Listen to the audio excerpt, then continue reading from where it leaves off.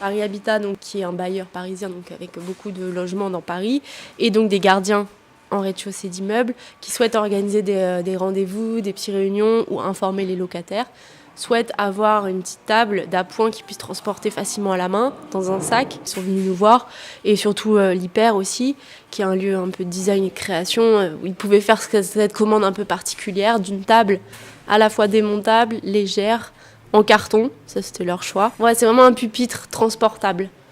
Effectivement, ouais, c'est ça son statut. On leur a donné quand même un petit mode d'emploi qui puisse leur expliquer comment se monte la table, mais il y a 2 étapes de montage, donc ça va. Et puis on a travaillé aussi avec l'imprimante 3D pour faire justement des pièces d'assemblage spécifiques.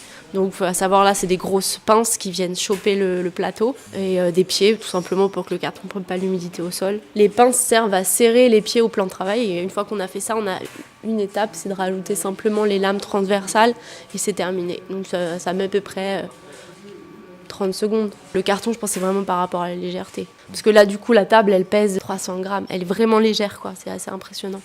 Et puis, c'est une table assez haute aussi. C'est plutôt comme un pupitre, en fait. On a quand même travaillé le carton en accumulation de couches, qui fait qu'on gagne en solidité.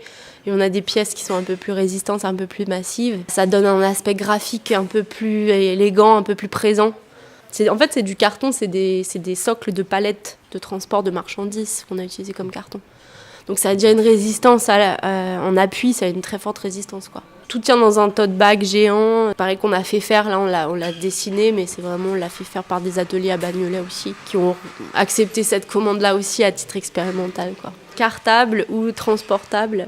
Un objet un peu ludique, quoi. On peut très bien imaginer quelqu'un qui a ça, ce gros tote bag-là, qui, je sais pas, il y a peut-être un truc à faire sur le bureau aussi, pourquoi pas.